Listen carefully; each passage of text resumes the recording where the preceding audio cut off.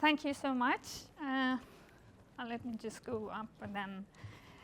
My name is Neda Maria, coming all the way from Norway to be with you today. Landed in US yesterday.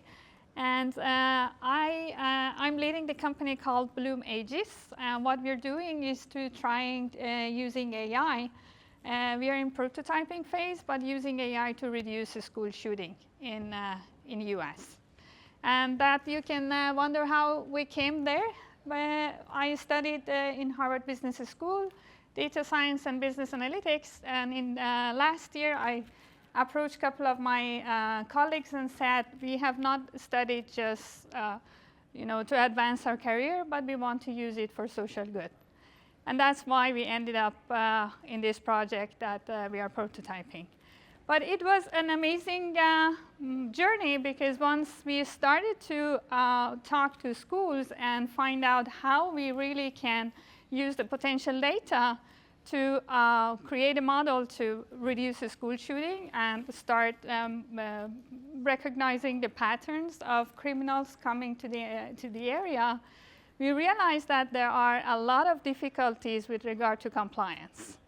And what happened is that I'm coming from Europe, from Norway, and what we have in Europe is GDPR, the General Protection Data for Data Privacy, and that is unique for 27 countries in Europe. However, coming to US, we started to talk with the state of Delaware, and then navigating to California and Kentucky and other states, I realized that what we first need to do is to study the compliance with regard to data privacy. And when I talked with one of the principals in the schools, and then I realized that there is an audio detection in the school, and I was, wow, is it allowed to have audio detection in the school? I even didn't know that, because that's not the type of things we use in Europe. And then going back and studying that how companies actually are navigating between US and Europe started to light up in my head that there are a lot of compliance issues between these two continents. First, I can share with you, well, okay, it works now. Good, first I can share some examples with you. Uber. In 2017, Uber faced a lot of problems in UK, because there was a regulation in UK that the drivers had to go through the safety background check. That was not something that Uber practiced in daily life. And then they were risking to lose their licenses in UK. The year after, Germany and France started to revoke the license for Uber because they were not in compliance with the local regulation. And the drivers in Germany and France, they were supposed to be part of the union, where was not the part of general practices in Uber. And the year after, California came with another regulation, AB5, which is Assembly BL5, that the gig workers is not supposed to be contracted by employees. So if you just think about one company going through a massive compliance issue because navigating between countries and a continent, then you can understand how compliance can be important. The next company I would like to share is Airbnb. And what happened to Airbnb is that first in New Orleans, there was a state regulation that all the housings that were for renting, they had to be listed with the compliance checklist that the state had. And then Airbnb started to say that it's not possible because it goes to the data privacy of people. And then there was also in Spain, there was problem with the Directorate of Consumer Department that people got problem with the Airbnb. They couldn't list their houses because it was not compliant in the country. So that was another thing that a big company like that went through a lot of problem. And last but not least, company that I want to say is Meta. In 2023, they had to pay 1.25 billion euros to Ireland, the country of Ireland, for the data privacy. The following year, in 2024, they also paid 798 billion euros for breaching the unfair market practices in Europe. So why I'm sharing this is to tell you that it's very important when you're working in a multinational company. It's important to be aware of how you can navigate between two continents, and maybe three if you're also working with Asia and other countries. In Europe, what's interesting that when I was studying in Harvard, it was always in the class, I remember my colleagues were saying that lack of regulation, lack of legacy. Whereas in Europe, we have too much regulation, I think. If I show the list of what I have done as a practice for my own company in Europe, you will be shocked. But just thinking about GDPR, which is the data privacy regulation, in Europe, we have 27 countries with the same regulation, and if somebody wants to sue any company because of a breach of GDPR, then they have to go to the investigation department of that country, and they do the investigation, and then there will be charges against that company. However, in US, it was very interesting that individuals actually can go to court and sue any company because of breach of data privacy. Well, and that is actually in 20 states of US. So it is very important to have a total overview of all kind of regulations that you have. This practice is something that I have done for my company in Norway. This is the list of regulation that has come in 2022 up to 2026, and when they start getting in practice. And why I did this exercise is to realize what kind of regulation exists and how and where they overlap, because that's actually what's important that you have to look into. For example, when talking about AI Act, which is very new, we're talking about responsible AI in Europe. Of course, implementation will be a mess. It's not that easy as you speak, but we're talking about responsible AI. And that has a lot of overlap with data privacy and GDPR and so on. So what I would recommend to all of you who are working with multinational companies is to make sure that you list up all the relevant regulations and ensure that you identify the overlap between these two or three, whatever regulation it is.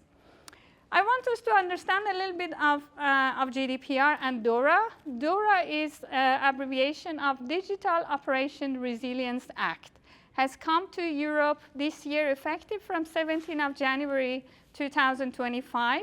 And it's insisting on the resilience of the financial institute, including banks and insurance and all other financial institutes, to make sure they are prepared for any cyber attack and testing. GDPR, as you know, is a data privacy, came to Europe and established in 2018. It was very interesting when I was reading this statistic. I saw that in 2018, only 10% of people knew about data privacy. Whereas now, even my grandma talking about GDPR, she can also articulate what data privacy is and actually tell you what you have to do and what you should not do. There are three identities about the GDPR that is very important. The first one is that you should only collect that much data that you need to, not more in case you will use it in future. So just limit the data collection. The second point is that every person has to give consent. Today, I tried to take picture of some of the presenter, but I went after them and I asked, am I allowed to post and tag you on LinkedIn? In case, because that's how the data privacy or GDPR work. And I hope that that kind of practice can be done in everywhere in the world, because that gives kind of security to people how their data is used. The third one also is about having right to eliminate that information. And that's something that most of the even companies in Europe fail to do that, because you collect the data, you process it, and then you don't know. I'm an auditor by nature for cybersecurity and GDPR, so whenever I audit the companies, 85% of them get deviation because they have data that is absolutely unnecessary or they haven't deleted the data. With regard to DORA is that kind of regulation that you have to do the risk assessment for your company and then understand what kind of risk you have. You have to prepare by proactive testing. And in addition, you have to make sure that your company is ready to respond to the cyber attacks whenever it comes. That means that when you do the testing, you get also a third party to ensure that your testing or the person who has done the testing for you has done a correct job. So these are DORA and GDPR in a nutshell. Then, okay. So just wanted to give you a little bit of content as well. GDPR, the regulation on data privacy was 88 pages in total, and DORA is 79. But I promise, and I tell you because I'm working in the financial industry now, all banks and insurance in Europe, they have a storm nowadays. And if you talk to them, they say we can't do anything else because we're so much involved with DORA assessment and regulation. And it's because putting yourself into this regulation, it's a kind of a complex issue. One of the things that is important to know about GDPR, I just wanted to bring a little bit more of content because you're in US, you probably don't know everything about Europe, but it says about the fine is about 4% of the revenue. And let's say Uber or Airbnb, when it's 44% of their revenue, it's not only the revenue of the country that they operate, but it's the total global revenue that you'll get fined. So if you want to do any kind of business with Europe, you make sure that you're very good in GDPR, because otherwise it goes on your global revenue, any breach of that. And then it increased the territorial scope. That means that it's okay even if you're not a European national company. You just do some business with Europe, but you breach the security and the data privacy, then you're still entitled to pay the same fine. So you make sure that you take care of that part. And the consent is really matter, as I said. One of the other thing also is the right to access and what is called portability, meaning that, for example, if I'm a musician and all my streaming is available in Spotify, but suddenly I want to breach my contract with Spotify, move to another platform, so all my information has to be able to be transferred to another streaming company. Here is a breathtaking DORA that I was talking about. It's essentially break down to 5 different pillars. The first is risk assessment. Also, you have to do the incident management. And the main important thing is supplier, and it says up to N supplier supply chain management, meaning that it's not your immediate contractor, but if the contractor has 10 layers of contractors, so you should be able to have the same thing for all the supply chain that you have. So it goes a lot into your supply chain management. So what is the key takeaway of this? DORA is a unified framework for all the European banks and insurance and finances, whereas US has different, or I can say multiple overlapping regulations. Different for banks, different for insurance, and also other finances. And the incident reporting is interesting because that also can have implication on the crisis management plan for every company. Imagine Bank of America has also business to do in Europe, and the incident management in Europe is defined for 24 hours. Whereas in US, you have like 4 days or 72 hours. So that's a difference, and you need to make sure that you can navigate it properly. And the third-party risk regulation is also important because I know that in US, it's different regulation, even if in different states. Whereas in Europe, DORA has defined that very clearly. It even articulates what you have to do to write in your contract toward your immediate contractors. And what is the advantage and what's not? Because we know that, yeah, it's good to have a unique regulation. It's good to have something that it's same for everybody, but there can be also disadvantage. One of the challenges we face in Europe is the implementation. It's a lot, as I showed you in previous slides. It's a lot of regulation. How do you really implement it? A lot of you know ServiceNow or other kind of GRC systems. It's very good to have them, but I'm interested to know how many of you have fully implemented these kind of GRC systems, right? I see the smiles. So it's not enough to have a good tool, because the way that you put the information inside, that's how actually it describes how you work with this. So implementation is extremely important, that you put the right information and you get the right output. And most importantly, you anchor this in your management team so that the tool can be used properly in the entire organization. Otherwise, when I go as auditor to audit at least European companies, I've been also in audit in US. You have one compliance officer, probably one management system officer, risk officer, and that's it. That's the area that people know how to use GRC. When you ask a CEO, COO, or CTO, they don't even have any idea if they have access to this system or not. And that's not the way it's supposed to be. So US compliance landscape, they have, it's not all bad that you have this segmentation and fragmentation. It's sector specific, and the laws actually offer a lot of details, including HIPAA, GLBA, and other kind of assessments. And it's also market driven, which is good, but it also can have some lack of comprehensive thing. And to my assessment as an auditor, I would say that the US regulation can be a little bit more proactive, comparing that to US. For example, DORA has come with requesting all the companies to do a proper assessment, risk assessment, do the incident analysis, and do the testing in advance before something happens. Because once something happens, then you internationally get bad hit about your reputation, it costs you a lot, and it's not good.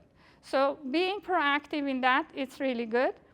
And there is also some inconsistency across the industries that create problems. So if you have a unique, for example, GDPR that is unique for the whole Europe, that reduces a lot of inconsistencies.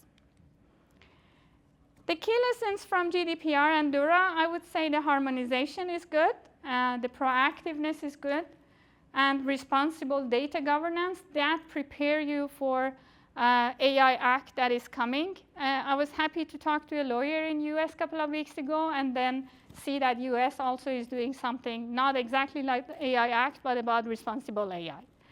And creating resilience, that is important.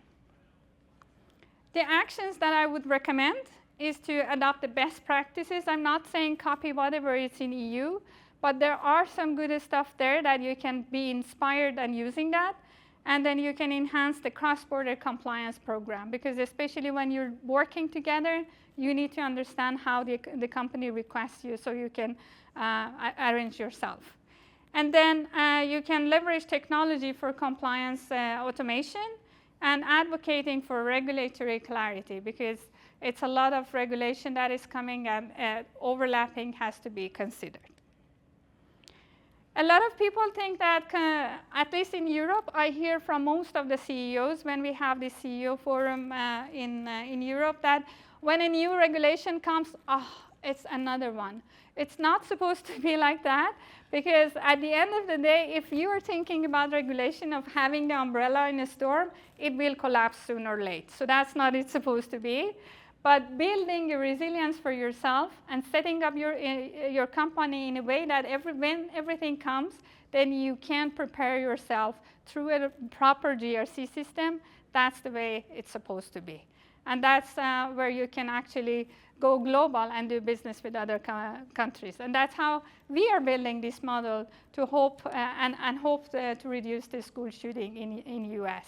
So what I have done, just being very concrete, is to take out all the GDPR regulation and all these 20 states data privacy regulation, listed up in one long Excel for myself and my team to understand what are the minimum requirements in each state.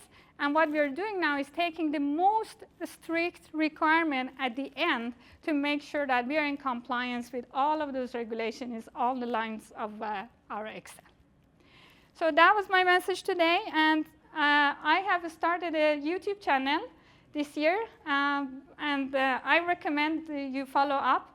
This is to raise awareness how school security is important. Everybody has a kid, or you have a family that has a kid, and I think and I hope that one day we can really forget this school shooting problem. The only thing I couldn't touch was the policy. I was, if you look at the interview there in YouTube, you see that I have interviewed David Walker, the controller of states. He was one of the first one I interviewed, and he was asking me, why don't you change the policy? I'm not a policy maker. I will not change it. And I just turned back the question to him, and I say, I circle back. Why don't you do anything with it? Because his wife is in the business of teaching. And the thing that I can do, I have learned AI, so what I can do is to use AI to do something for this society, and I hope everybody can support it. I'm at your service if you have any questions. Thank you. Yes? Question, how did you find your way from school shooting to these finance regulations? I didn't make that connection. Okay, there was... DORA, for example. Yeah. Regulates finance. Well, DORA is actually part of compliance. So if you want to talk about compliance, it's DORA, it's GDPR, it's AI Act, and it's a list of breathtaking regulations. So school shooting is part of it because you use AI Act, you use GDPR, you use resilience testing. So there are at least 11 regulations that I have listed up for this school shooting. So school shooting is it's one business that you can use as an example to meet a lot of regulation that is in front of you. Thank you. You're welcome. Yes?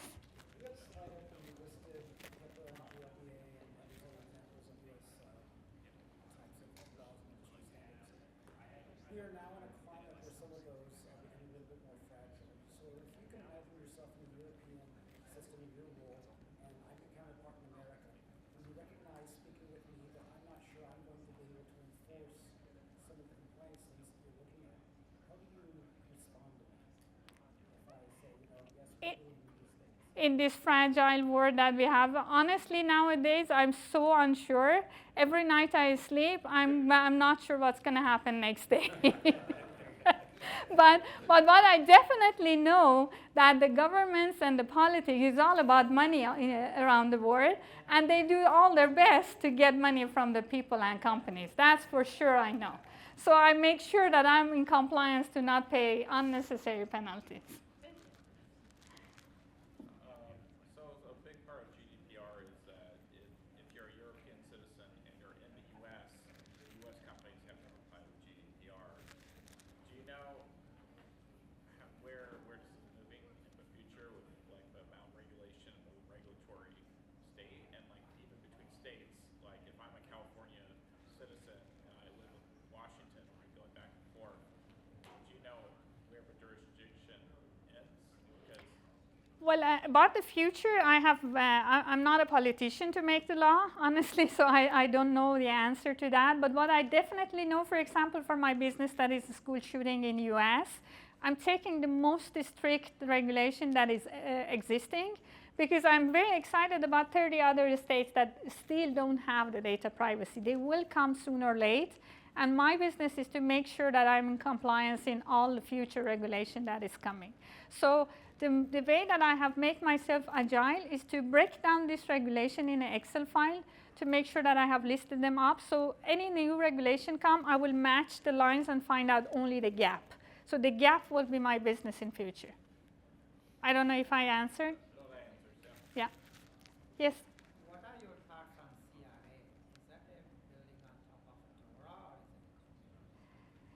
Well, NIS2, CRA, and all of this, they have different elements of security. And I think it's just, again, we're coming back to the gap. That's what I usually do. You list up what is, for example, in NIS2, in DORA, in other regulations that is connected to you, because not everything is applicable to you also. That's important to notice. So you just list up the regulation that is applicable to you, and then break it down to the understandable list. And every new regulation comes, you just match and find a gap. Yes? This was more common for everybody else since you're not local, but I have a special interest in DORA. I'm in the midst of drafting my company's DORA terms. We sell into the European market, and if anybody else is kind of in a similar space and wants to compare notes, I would love to connect afterwards. Great. Give me the hijack. Yeah, that's okay, no worries.